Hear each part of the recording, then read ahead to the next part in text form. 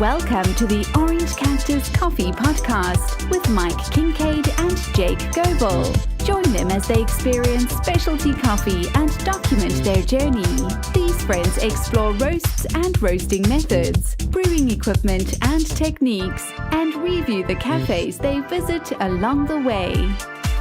Thanks, Brony, and thank you for joining us for episode 126 of the Orange Cactus Coffee Podcast, where Mike and I talk about Infused Cold Brew, experiment that we're doing to try and get into our restrictive local farmers market. We talk about the ChainFruit on espresso and spilling espresso everywhere, Aperture Coffee, Take Flight Coffee, and some news about coffee that suggests you might live longer. I know, right? Prop 65, where you at? I have no idea. Let's go ahead and jump right in. Hi, welcome to the Orange Cactus Coffee Podcast. I'm Jake Goebel, and with me, as always, is the Mike Kincaid. Hello. You want to drink it now? It looks so... Sitting in front of us. Okay, we can just change the order of the stuff that we're going to talk about. No, sorry. No, it's fine. It's fine. It just looks so good. This is a podcast about coffee. We not only record audio and sling it around the world for you, but we also have a YouTube channel. You can watch video on Facebook and also this new Instagram TV, IGTV. We're doing our best to put our content out there. Daily Ristrettos, our regular show that comes out on Monday, Daily Ristretto Tuesday, Wednesday, Thursday, and our Brew and Review on Friday. Also, for those of you who have submitted questions for Scott Rayo, I want to let you know Scott has them. He's just been busy. I don't think he's even had a chance to look at them yet, but they have been submitted. So thank you for that. We should have some more yes or no with Scott Rayos coming up. Where are we going to fit those in? In the past, we've put them in on Fridays. Are we going to take a break from Brew and Review to do more yes or no with Scott Rayo, or are we going to sling those on Wednesdays? What do you want to do, Mike? It's a good question. Or do you want to do it in the place of your DR? Maybe one a week, just on Wednesdays or something, midweek. In the place of the DR. Slot it in there. Or we could go back and forth. We could go Brew and Review and then yes or no. Brew and Review, yes or no. Brew and Review, yes or no. Depends. I guess it depends on what we're doing. If we run out, so far we haven't run out of ideas for Brew and Review. I mean, we haven't run out of coffee to drink. Nor supplies or anything. So we've had equipment. We've had a bunch of coffee. Some of it bad, some of it very good. But yeah, exactly. All right. So if you can see this, we have these small glasses sitting in front of us, and we have the crunchy ice from the, what is that ice maker? Crunchy ice machine. Yes, from the crunchy ice machine. I can't remember what the name of it is, but I'll put a link to it in the show notes. I love it. It's a great ice maker. It is not the ice spheres that I typically like, but Mike is moving lights. It's distracting me. Okay, I'm back. But it's cold brew. This is the King Cup Hondo cold brew. Made with the blue bottle. Made with the blue bottle cold brew maker. You seem to be holding back a little something. Yeah. You're not telling us. Well, there's a context. I'm going to get into the story. Okay. Some of you remember we reached out to our local farmers market to try and get our coffee in there, trying to be able to set up a stand. Why would we do that? Many businesses, many coffee shops, including Blue Bottle, started at farmers markets. I went to the farmers market, and it is kind of small, but I thought, it's a way for us to get our name out locally. The missus went and bought some very bad coffee. Exactly. You knew of somebody else, another roaster doing his thing. Yeah. And you're like, hey, why can't we do it? Why can't we? So I went to the site and I looked at the vendor application, and one of the rules is that everything has to be grown in Arizona. That's where we are. Arizona. Everything has to be grown in Arizona. I'm okay. I'm back. Close your eyes. Now, if you produce something, if you make something, then it only has to be 10% Arizona grown. So I take that to mean roast something, bake something, you create something with it. You're not just selling produce. There's a local element to it. You have to have at least 10%. Mm-hmm. Challenge is there's no coffee that currently grows in Arizona. There's a little bit of coffee that grows in California, but there is no coffee in Arizona. I thought it was one of the 10 C's. It is not one of the 10 C's of Arizona. So I'd kind of given up on it. I reached out to them. I sent them an email. You remember this story? I sent them an email saying, hey, I see that this is a requirement. We've bought coffee there before. No coffee grows in Arizona. Can we add to it, or what's the deal? So they responded back by saying, no coffee. We kicked that dude out now. Thanks. So that's exactly what happened because we brought it up. Because of you. Hey, you got to go. Because I brought it up. Other people are asking, you got to go. It doesn't meet our requirements. That's good stuff. So I was thinking, I don't know what came over me this last weekend, but I was thinking about New Orleans Cold Brew, New Orleans style cold brew. Mm-hmm. And I went to the Blue Bottle site, NOLA's. Okay. And I found that their recipe is a 10-to-1 ratio coffee to chicory. So they cold brew coffee and chicory, ground chicory, and then they add simple syrup and milk to it. Okay. So I thought to myself, wheels are turning. There's hamsters running. Hamsters running. Because on my vacation, there was a couple or some friends that Jeff and Jan again. You have a couple friends. Yeah, a couple friends. All right. Nice. And they were like, have you thought of infusing coffee or coffee infused beverages or coffee infused with cinnamon, cardamom? And I told them about chicory. They hadn't heard of that specific one. But then I thought to myself, those 3 C's work. Chicory, that's New Orleans style. Now, I don't care much for it. I think we tried it once. We should probably try it again. But I didn't like the way it tasted much. Cinnamon, I tried that over this last week, and it tasted okay, but I had garbage beans to go with it. So I really had to cut it with half and half, milk and like 50-50 with milk and simple syrup. Yeah. So I used the New Orleans recipe. Okay. I just used cinnamon instead of chicory. Now, and it was very good. So what are you doing? You're just adding this to the cold brew? Yeah. So to the slurry? So this is what I do. I have the little basket that sits inside the Hario cold brew bottle. Okay. It's got 55 grams of coffee in it. Okay. I add 5.5 grams of cinnamon and today, cardamom. Cardamom. So you did, okay, so you have the chicory and then you did cinnamon and did cardamom. I haven't done the chicory. Mon? M-O-N? Cardamom. Mom? Like, hey, what do you do when you're done shopping for groceries? You give the cardamom. You give the cardamom? Yeah, cardamom. You give the cardamom. Boom, boom.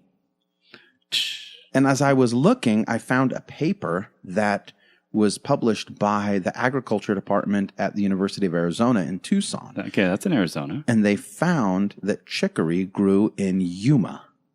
So I started reaching out to different farmers. Kind of Arizona. In Yuma to see if they knew of any chicory farms. Because I was like, if I can find something that grows in Arizona, we might just be onto something. Then we might be onto that 10% requirement. They can't keep us out. Now we can come in, we could make the cold brew and then sell it like ready to drink stuff there. Yeah. And it's 10% Arizona grown. But cinnamon's not. Cinnamon doesn't grow in Arizona. You're not going to find it because it's a tropical tree. It's a plant, and then they harvest the bark and that cinnamon. But if we stumbled across a delicious drink in addition to, it doesn't matter where the cinnamon comes from, because we'll just, we'll make sure we're using great fresh cinnamon, fresh ground, fresh dried, or there's a whole process, right? So we fresh grind the cinnamon, and then we add that to our coffee, and maybe we make a delicious cinnamon infused drink. Okay. And it was very clean. The cinnamon was clean. Plus, cinnamon has other health benefits. It's a good thing. It was a great, I used the problem was I used the Brazil beans that I bought from the Coffee Bean and Tea Leaf, and it was nasty coffee. It didn't cold brew well. Not a good base to start with. Exactly. Yeah. But once I added milk and simple syrup, it tasted delicious, which milk and simple syrup will do that to almost any coffee, right? Yeah, milk, simple syrup, and cinnamon. But I didn't want to I was thinking, is there a way, because the New Orleans cold brew solution is to add chicory, simple syrup, and milk. They don't sell it just coffee and chicory. You can't buy it without this hint of simple syrup and the milk. Okay. You know what I mean? Yeah, it's all together. It's all together. Okay. But I wanted to see, could I find a coffee that tastes good infused with I don't know, a root, I guess. I don't know what the spices, infused with spices that taste good by itself. Mm-hmm. No milk, no simple syrup. No milk, no simple syrup. Is there a spice out there that enhances the flavor of the coffee? Does it play nice? At the moment, I'm thinking no. I'm thinking coffee is best just left coffee. But if you're going to add simple syrup and milk, cinnamon infused is something worth looking into because it tastes pretty good. Yeah, I'm with you. So there's many options here, right? I mean, one, if it works, you might have your end to the farmer's market. I might have my end to the farmer's market. Continue that conversation. Exactly. And then you can give people, so if we're selling ready to drink cold brew that's infused, RTD, we sell those, we can get our name out there. Yeah. Gotcha. So, okay. That brings us forward. Good context. What do we have before us? This is an excellent coffee. This is the King Cup. Honduras Aquilino. It is infused with... Yeah, named after the farmer. A 10-to-1. It's a 10-to-1 ratio. It is infused with cardamom. Now, one of the challenges with the cardamom, the cinnamon, after I did the double filtering from the Orleans Cold Brew bottle and then also the Melita 4 in the Bonavita, is a super clean cup. There was no residue, no dregs, nothing left over. It was just coffee and cinnamon, and it was very cool. Yeah. This one had a lot of dregs in it, even afterwards, and I think it's the cardamom. It's not the coffee. Through. It's the cardamom. Yeah. So it was either ground too fine. I'm probably using dead cardamom. You know, there's some cardamom grower out there cursing at his radio right now saying, "You use dead cardamom. You have to grind it fresh, you morons. That's your problem."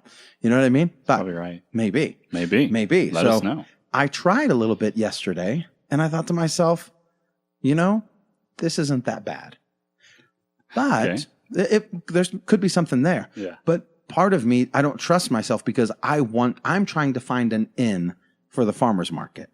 So if I present it to you, Mike, who does not want in to the farmer's market, who says, "Curse be upon thee, farmer's market," I don't want to set up a stand there. They don't want us. I don't want to go. So your heart is not automatically inclined to be like, "Hey, this can work. Let's do it."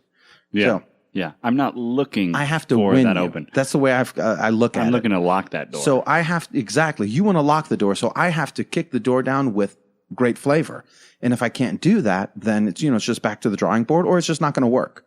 One of the two. But one of the two. This is cardamom. I don't even know if cardamom can grow in Arizona, but maybe here we are. Is that what your hope is? Well, my wife April box? bought some cardamom pods. They come in pods, so a flower blooms. And then dries, and then you take the pods, you open the pods up, and then there's these little, little seeds in there. Yeah. And you grind up those little seeds. And that's your cardamom. And that's cardamom. Cardamom. When you're done shopping, what do? Cardamom. You bring the cardamom. That's right. Done shopping for spices. Oh, the cardamom. You bring the cardamom. Oh. Yes. I gotcha. Perfect. Okay. So let's try the cardamom infused cold brew with the Hondo Aquilino.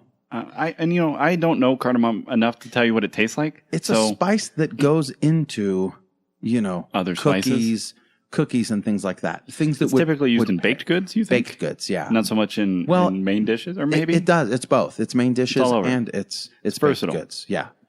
All right. First sip. The missus wants me to try ginger. I just don't want both of us drinking at the same time.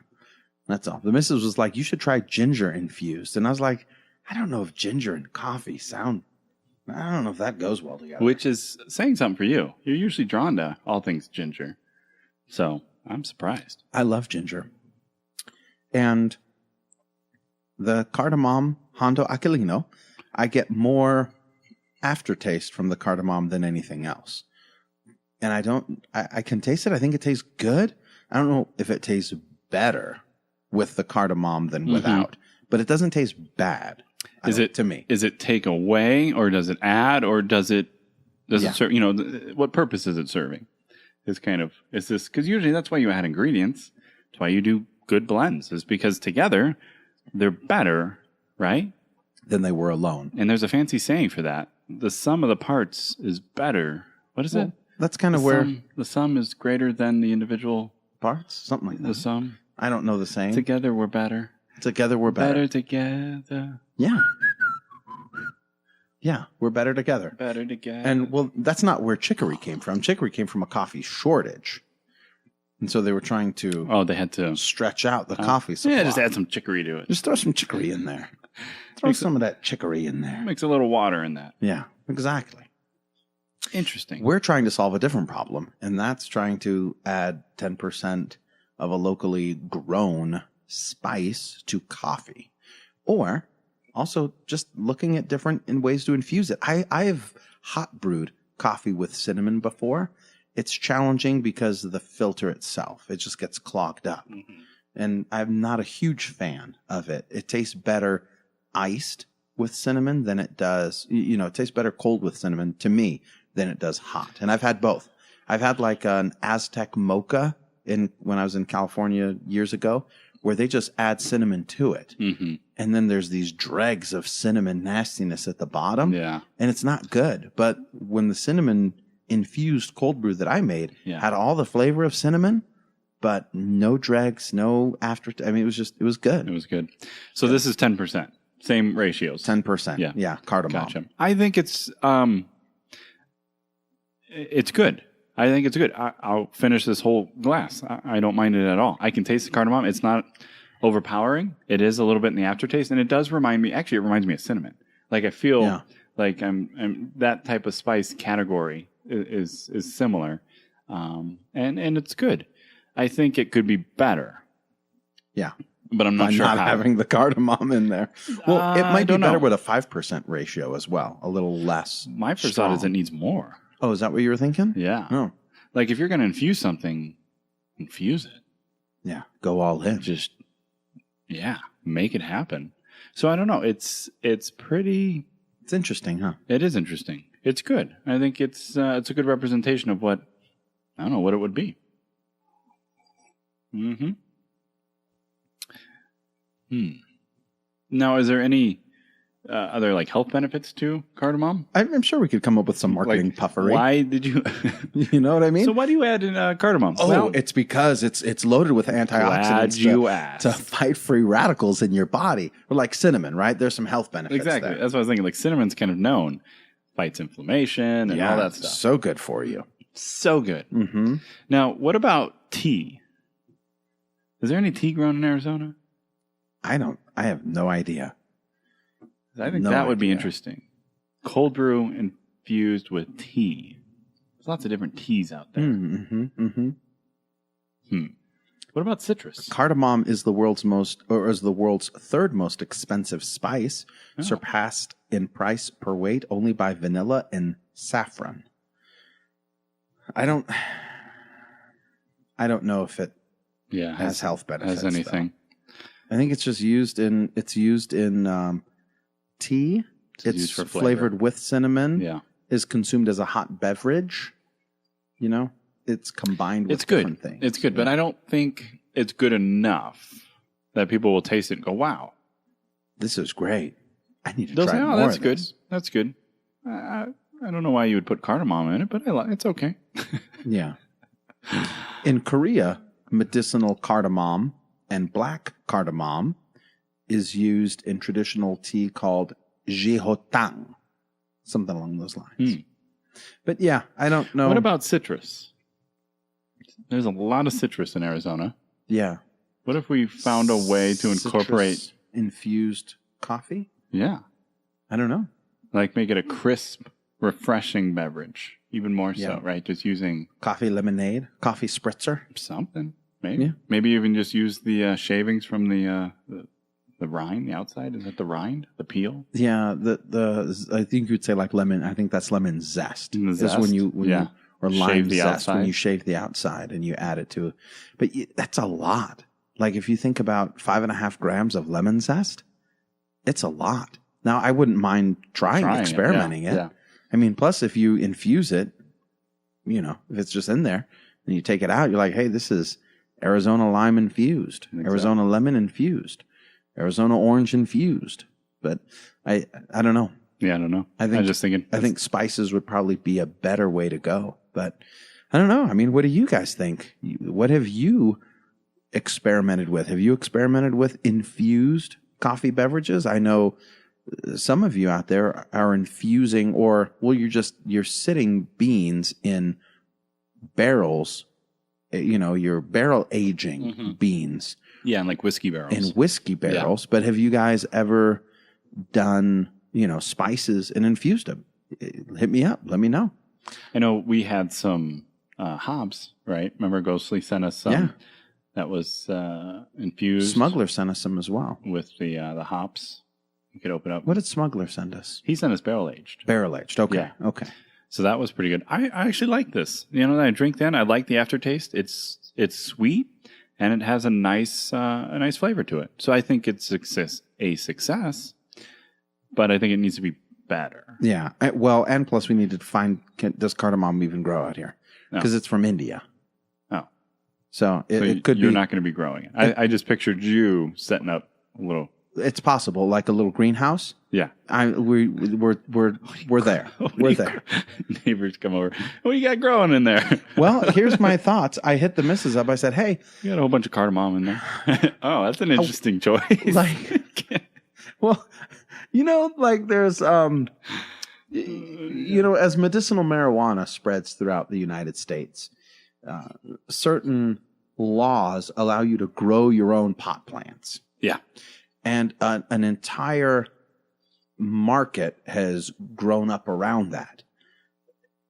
And you can grow, like hydroponics, where you use these different setups and different water and different lighting to grow things. And it's kind of spurred this industry, or at least advancements in the industry, that people use not for marijuana, but not saying that's wrong, Michael, for you to grow your own marijuana inside your house. I'm not saying that at all. It's not inside the house. If you have your card in the great state of Arizona, you can do what the law allows you. Anyways, what I'm saying is this.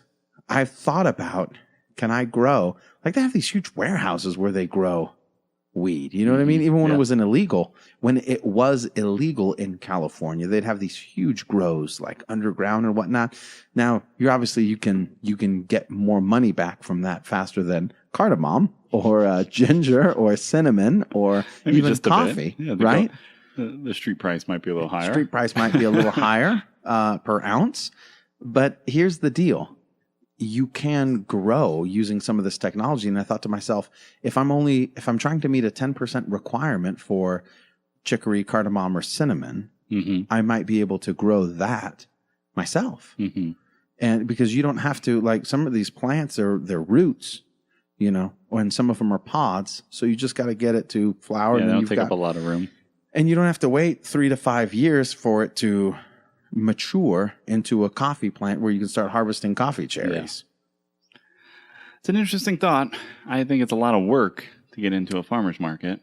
It is. I think it would be nice to have. But that's what I do, isn't it? Don't I put a lot of work into stuff that doesn't have much ROI? No, this is great. That's kind of what I do, right? It might have other value elsewhere, meaning that if it's ultimately become a drink that we like, it could become a staple and something we serve. Who knows? Could be. And it's something unique. And it is unique because then you focused on ingredients that from Arizona. Maybe you've got local milk that we use. Yeah, we've got milk down below. If there's down below. In Phoenix. In your cellar? No. Oh. Yeah. I got some farms. I got some cows in my cellar. I got the cow down below. Yeah. We keep her downstream. Yeah. I don't know. I like the. It's something. I like trying it. I think it's fun to experiment and see because you just never know. Yeah. You just never know what you're going to get. Something good might come from it. But I drank the whole thing. I thought it was pretty good. Yeah. So, very good. Thank you. Speaking of drinking the whole thing, now I'm going to eat the ice. Stumbled across, because it's that great, it's the Opal ice machine. Wasn't that what it's called? Opal? Anyways. Opal. I stumbled across the best espresso experience I've ever had. And that is the ChainFruit on espresso. It's gone now. So, I could be lying, but. Yeah, I didn't get to try this. I got back I came over today. I was like, oh, this is going to be so good. I got back from vacation and I started just dialing in the ChainFruit. And it was, I don't know how old it was. It's not that old. I didn't even look. I didn't know what the right days were. But so I started going just one step or more coarse, actually I had to go more coarse with this one. So I was just stepping it in. And then all of a sudden I landed on it. The heavens opened up. Light shined through. The light shone through, and I was able to consistently pull. Every shot was perfect. Like a shot after shot after shot.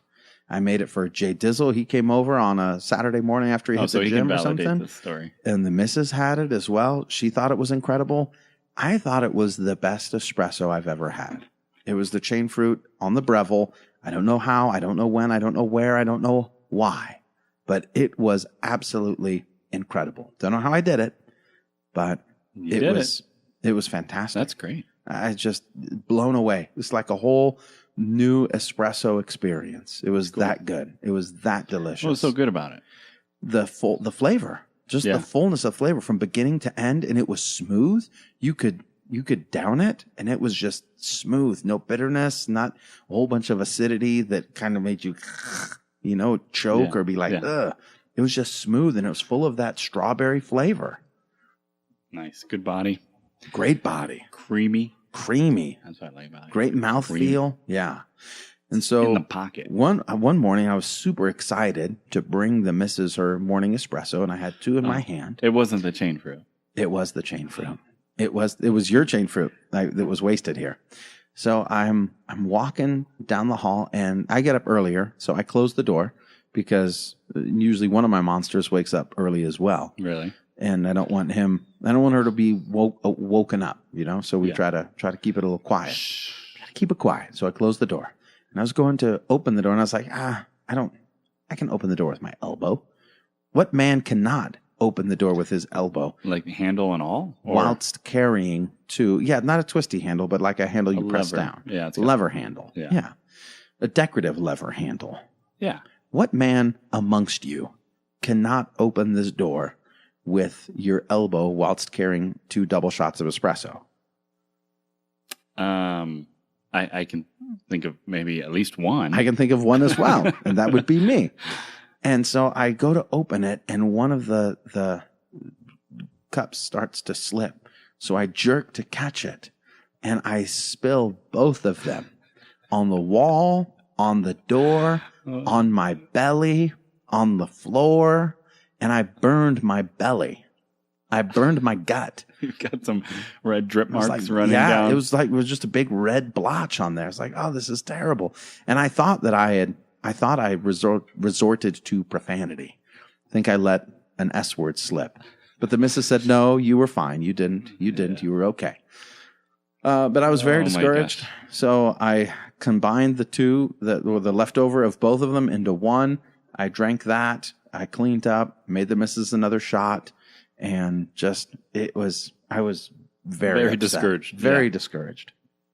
That's a horrible experience. It was bad. It can ruin your day. I've had those in similar fashion where it's early, you're just excited, finally get the coffee going, you're making it, gone through all the prep, whatever you're doing, and then you ruin it. Mm-hmm. I haven't spilt it, but I've ruined it other ways. The number one thing that gets me is I forget when brewing sometimes, just because I'm still half asleep, is to dump the preheat and wet water. Yeah. I'll get halfway through the brew, and I look in the little container that I usually pour it in, and it's dry, and I think, I didn't dump the water out. Some mornings I've tried several times. I'm just going to drink it, and I can't. I can taste the paper. I can taste the nastiness. I dump it, I make another one. It's better. But it's frustrating. You make a mess like that. Mm-hmm. Or I've spilled the grinds everywhere. That's another. Mm-hmm. But I've never burnt my belly. You've never burnt your belly with espresso? Never burnt my belly. Huh. It's interesting. That's a good story. What's been making my coffee? Be careful. I've been so now I got the Hondo Aquilino on espresso, and it's hard because I used to really enjoy that espresso, but coming right off the ChainFruit, it's been challenging. It's just an unreasonable standard. It's an unreasonable standard for it to hold up to. So what I've been doing is I've been using the Clever dripper. I said, I'm just going to buy one. Remember last time we talked, you were like, we need one of these. Buy one. Just go get one. And so I bought one, and I can't even remember why I didn't like it. I know you thought maybe, or Mike thought it was maybe because it wasn't made out of porcelain, and I was on my porcelain kick. But I have come around. I finally come around to the fact that plastic is better for brewing. I don't know. I mean, the new one looks so good too. They've updated the design. It's a great brewer. It's cool. It's just, a little fancier. It looks nicer from a distance, even close up. It looks almost like it could be glass. What I like is that it's an immersion dripper, or you can use it as an immersion dripper, and you can still get that full-bodied flavor, but you can get all the kids in the pool because there's no ruffles. Man, I hate the ruffles. I am really turning into a Scott Rayo disciple. I do not like the ruffles. For the Kalita 185, 155, Manny, don't be mad at me. I'm sorry. But I just don't like the ruffles. I like the smooth sides. I like getting all those. I like being able to use a spoon to get those kids down into the water. The little coffee grinds that want to stay high and dry instead of having to try and do it with water and then try and keep it flat. So it's just good, consistent coffee made simple. It's true. It is very true. Clever. Consistent coffee made simple. And I go a little finer and I brew it a little shorter. I was like, I don't want to wait 4 minutes. I don't want to wait 5 minutes for my coffee. I'm accustomed to 3 minutes. I'm a 3-minute coffee brewer. Yeah. So at 2 minutes, I go a little finer, and then at 2 minutes, I set it on the cup, and it drains for 3, and then I can give it a little stir, and you can kind of make sure everything goes down. But normally it stays with it. That's right. It stays with it, and then I get a nice flat bed. A little finer. Because I was going to say, if you're kind of using the same method like as the V60 completely, the immersion's not as efficient, so you would want to draw that out, but you compensate by going finer. So that's good. Thank you. Makes sense. Yeah, because otherwise it might not taste quite the same. You're not extracting as much. But yeah, the Clever's great. It's such a great little device. Yeah, and it looks cool. It comes with a lid. It comes with a coaster. It's just, I can't say enough good things about it. It's been a wonderful experience having it. Okay, sneeze. But you can also do I can talk while Mikey sneezes. Oh, that wasn't a sneeze. That was a little cat sneeze. I got dizzy too. A little cat. That's because you gave yourself a concussion by not letting it out. Just let the sneeze out. Where? Just into the room. It doesn't matter. Into the air. Into the air. Who cares? Yeah, just high projectile snot everywhere. That's what we got to do. Oh, man. What were we saying? Oh, yeah, you can also then put it on the cup as you pour and use it as a pour over. Yeah, absolutely. So it's clever. It's pretty clever. Yeah. I think we're going to use it in an upcoming BR, right? Brew and review? Yeah. Brew and review. Sorry, when you say BR, I think like body repulsive or something. Yeah, you would, because that makes sense. It makes sense. It makes sense. We've got the main show, we've got the DR and the BR. It all fits. It all fits. That's true. Body repulsive. I'm not saying BO. The BO. The BO.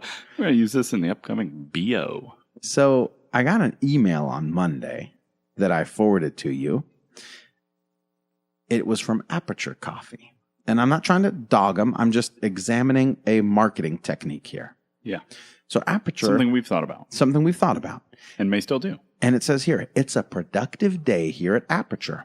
We're roasting this morning and shipping out all orders today that we receive before 3 p.m. So if you need coffee stat, today's your day. I thought that was good. And I thought there were some questions that went along with it.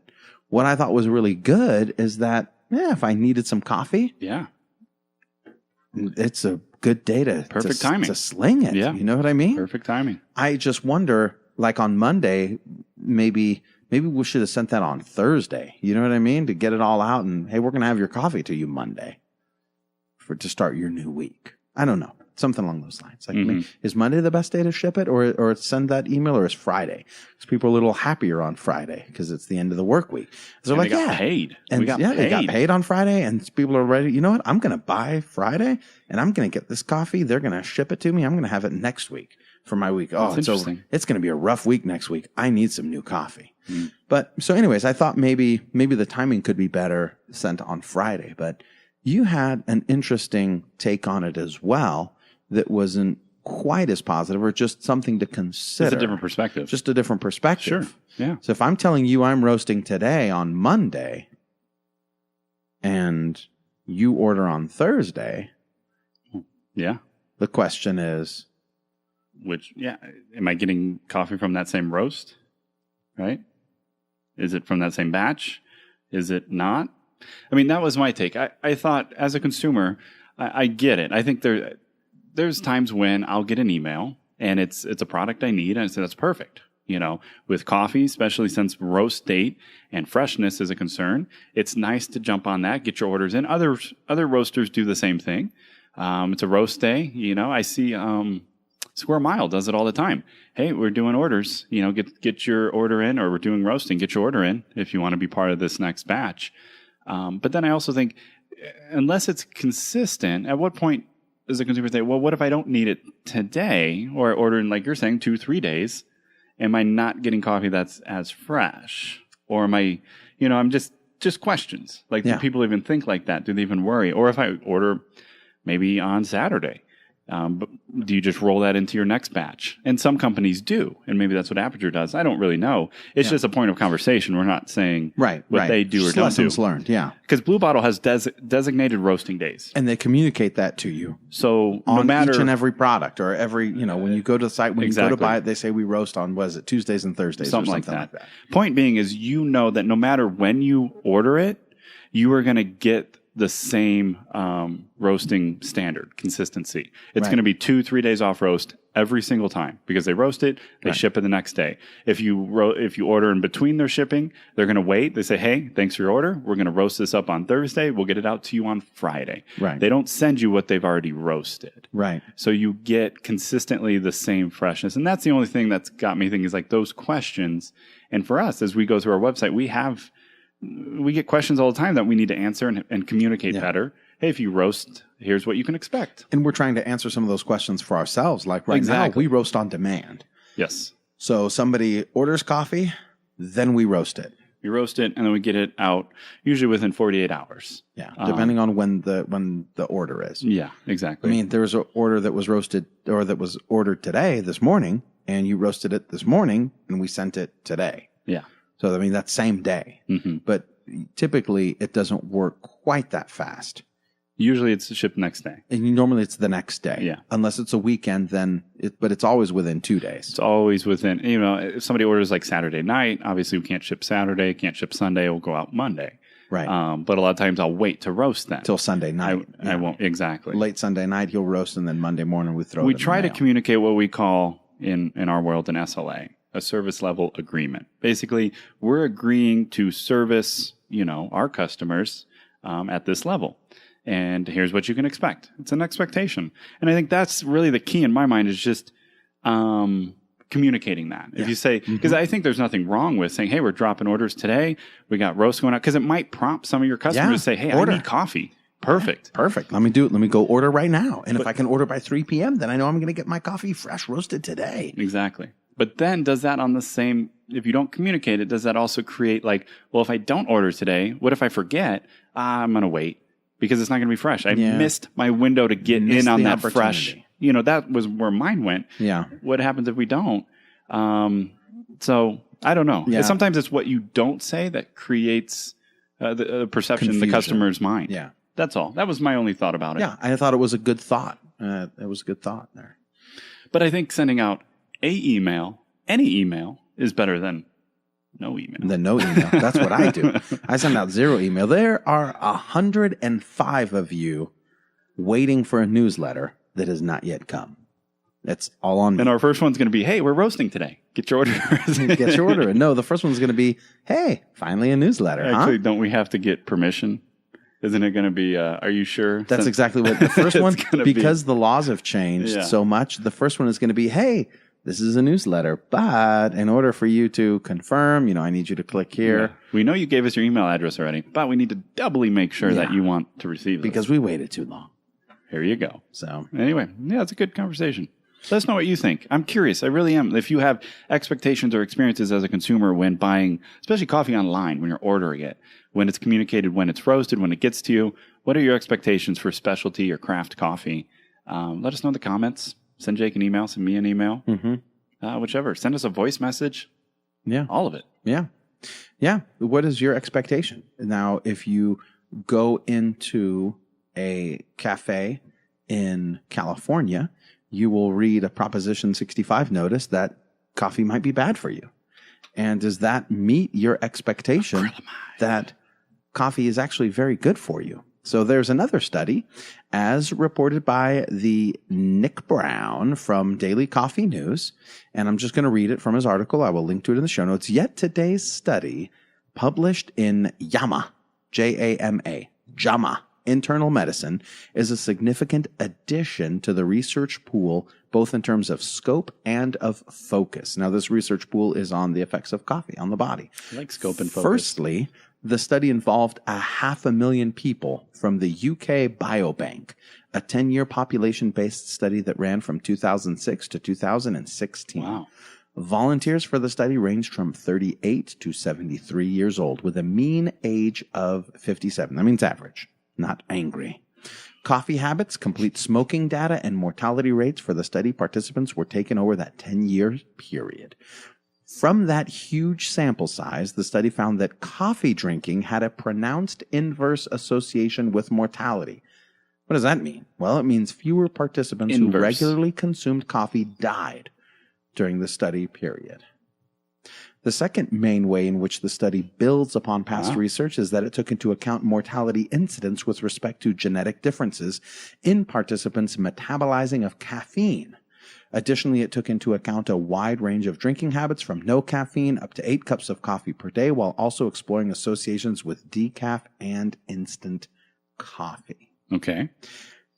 In general, the study found a 12% reduced risk of all or any cause mortality during the 10-year period. That inverse association was also found with decaf and instant coffee.